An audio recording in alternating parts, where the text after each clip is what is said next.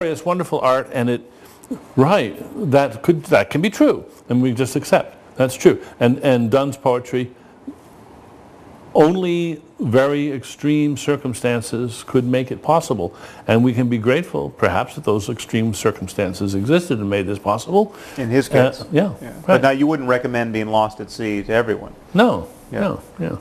No, I wouldn't recommend Death Be Not Proud to anyone either. It's a wonderful poem. It's a complete gibberish if you look only at the words. Mm.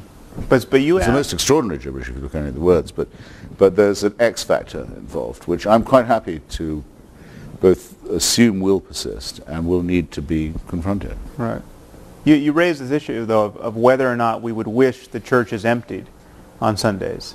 And I think you were uncertain whether you would, and I think I would agree. I would want a different church.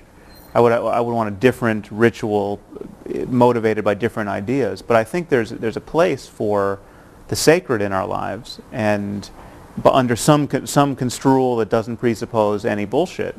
But I think there's a usefulness to seeking profundity as a matter of our attention. Sure.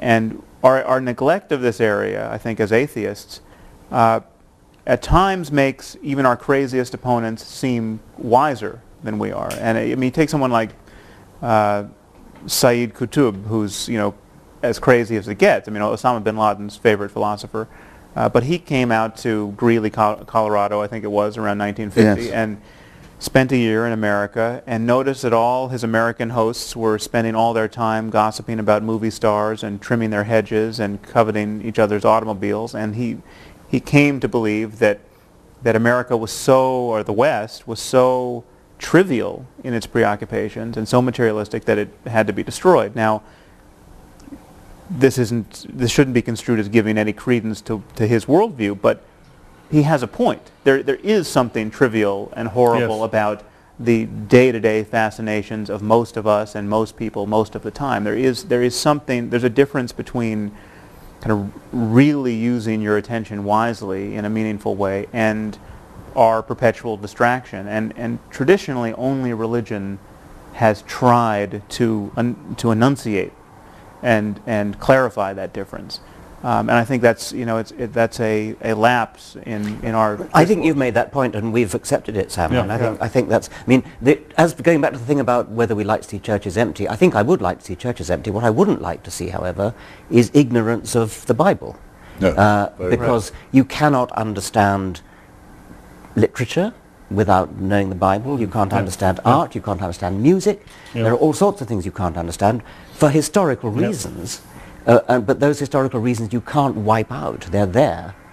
And so even if you don't actually go to church and pray, you've got to understand what it meant to people to pray and why they did it and what these verses in the Bible mean and what this... But is it only that? Just the retrospective kind of historical appreciation of our You could more than just appreciate ignorance? it. You can lose yourself in it just as you can lose yourself in a work of fiction without actually believing that the characters are real.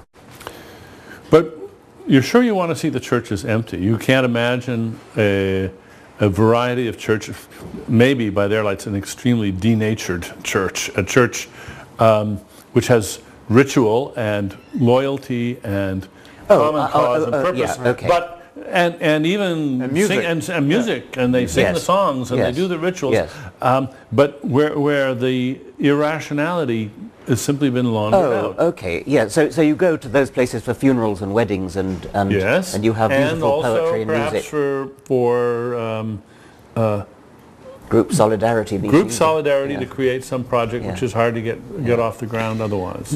I think there's one more tiny thing. I mean, I haven't been tempted to go to churches when I was a very, very small boy, but I mean, one reason that makes it very easy to keep me out of it is the use of the New English Bible instead of the James one. Yes. I mean, there's really no point. I can't say where anyone goes, and I can see how people stay away. Yeah.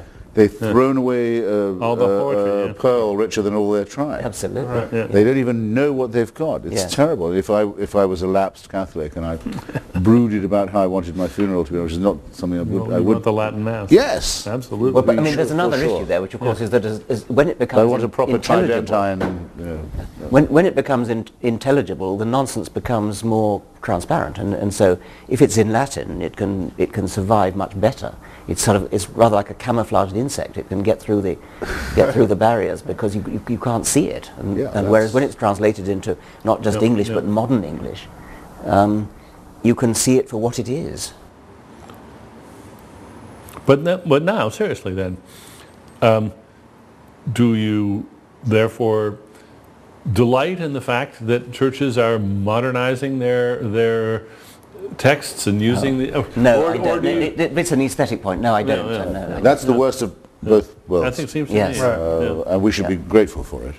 We didn't do this to them. Yeah, that's right. We didn't impose this on them. Any more than we... So we weren't clever enough. Any more than we don't blow up Shia mosques either. Yeah. We don't blow up the Bamiyan Buddhas. Bamiyan Buddhas, exactly. We don't desecrate. We would be, for the reasons given by Sophocles and Antigone, we would have a natural resistance to profanity and desecration. We leave it to the pious to destroy churches and burn synagogues or blow up each other's mosques.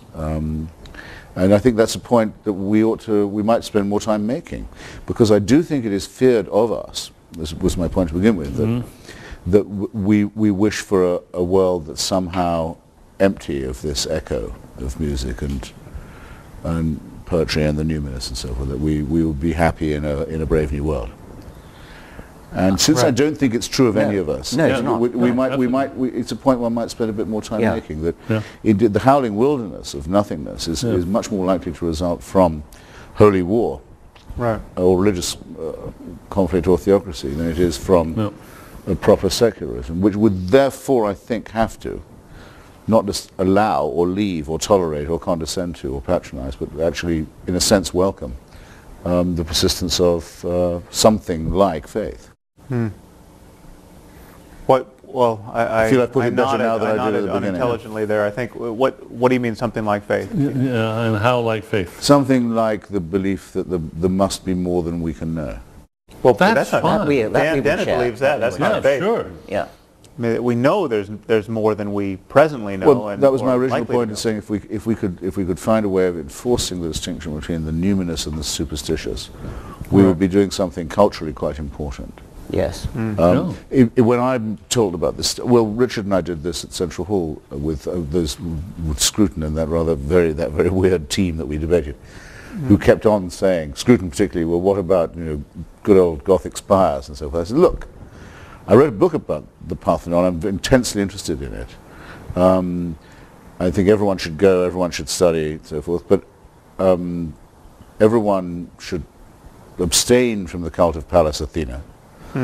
Everyone should realize that probably what that sculptural frieze that's so beautiful describes may involve some human sacrifices. Athenian imperialism wasn't all that pretty even under Pericles. So the great cultural project, in other words, may very well be to rescue what we have of the art and aesthetic of religion while discarding the supernatural. And I think acknowledging the evil that was part of its creation in the first place. That is, we can't condone the beliefs and practices of those Aztecs, but we can stand in awe of and want to preserve their architecture and many other features of their culture, but not their practices and not their beliefs. I once did a British radio program called Desert Island Discs, where you have to go on and choose your 6 records which you take to a desert island and talk about it. And one of the ones I chose was Bach, Mache dich mein Herz rein. Oh, yeah. It's wonderful, wonderful, sacred music. And the woman questioning me couldn't understand why I would wish to have this piece of music. Pious. It is beautiful music, and its beauty is indeed enhanced by knowing what it means. Yeah. I mean, but it's, you still don't actually have to believe it. It's like reading fiction. Exactly. You can lose yourself in fiction and be totally moved to tears by it. Yes. But nobody would ever say you've got to believe that this person existed and that the sadness that you feel really reflected something that actually happened. Yes, like the Bishop of Dublin who preached a sermon against Swift and said that he'd read every book of Gulliver's Travels, and his part, he didn't believe a word of them. Yes, yes. So that's the locus classicus, I think, of all that. Well, clearly, we're not cultural vandals, but maybe we should think of the way in which so many people suspect that that's what we are. Yes. If I would accept one criticism that these people make, or one suspicion that I suspect they harbor, or fear that they may have, I think that might be the one. Yes. Right. That it would be all chromium and steel and... Yes, and very no much Christmas so. carols and no Yes. and no menorahs. They couldn't anybody who makes that criticism couldn't possibly have read any one of our books. No. Well, that's another problem too, which is isn't another it? problem. Is the people that, of course, this isn't just our books. It's so many books. People don't read them; they just read the reviews and then they decide that's what. We're about to have the Christmas wars again, of course, and this being the last day of September, yeah, you can feel it all coming on. But I always, whenever it comes up, when I go on any of these shows to discuss it, I say it was Oliver Cromwell who cut down the Christmas trees and forbade. It was the Puritan Protestants, the ancestors of the American fundamentalists, who said Christmas would be blasphemy. Do at least respect your own traditions, because I do. Yes. I think Cromwell was a great man in many other ways as well. Right. This is actually a pagan festival. Well, we were all outed with our Christmas trees last year. Yes, we had our. Did I you have see not the that? slightest problem with Christmas trees. No, we had our Christmas card with our pictures of It's us. a good old Norse booze up. And why the hell not? Right. Well, but it's not just that. I mean, I like solstices as much as the next person. we have an annual Christmas carol party where we sing the music and all the music with all the words and not the secular And Christmas why stuff. not? Yes. And it's just glorious stuff. Yeah. That part of the Christian story is fantastic. Yeah. It's just a beautiful tale, and you can love every inch of it. I once at lunch was next to the lady who was on our opponent at that debate in London, Rabbi Neuberger. Rabbi Neuberger, and she asked me whether I said grace in New College when I happened to be senior fellow, and I said, of course I say grace. It's a matter of simple courtesy, and she was furious. Oh, really? That I should somehow be so hypocritical as to say grace, and I could only say, well, look, it may mean something to you, but it means absolutely nothing to me. This is a Latin formula, which has some history, and I appreciate history. Freddie Eyre, the philosopher, also used to say grace, and what he said was, I won't utter falsehoods, but I've no objection to uttering meaningless statements. Yes. Right, that's very good. The Wickham professor. Yes, The Wickham professor, yes. Professor was an old friend. Did we answer your question on Islam? I don't know. I think it's... Well, I'll ask a related question.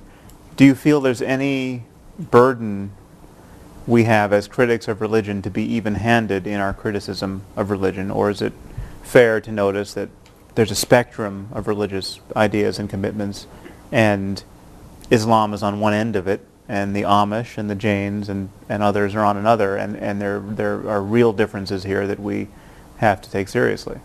Well, of course we have to take them seriously, but we don't have to do the network balancing trick all the time. There are plenty of people taking care of pointing out the good stuff and the benign stuff, and we can acknowledge that and then concentrate on the problems. That's what critics do. And again, it's, if we were writing books about the pharmaceutical industry, would we have to spend equal time on all the good they do? Or could we specialize in the problems? And I think it's very clear. I think Sam's asking more But about... we could criticize Merck if they were especially egregious as opposed to some other company. I mean, if we were focusing on the pharmaceutical industry, not all pharmaceutical businesses would be culpable in the same way. Yeah, right. Well, and so then the question is what? Is there something wrong with... No, I think you're talking at cross purposes. I think Sam's asking about whether we should be even-handed in criticizing the different religions. You're talking about even-handedness about good versus bad. And, whether all religions are equally bad. Yes, so that whether Islam is worse than Christianity or It seems to me that we're we fail to enlist the friends we have on this subject when we balance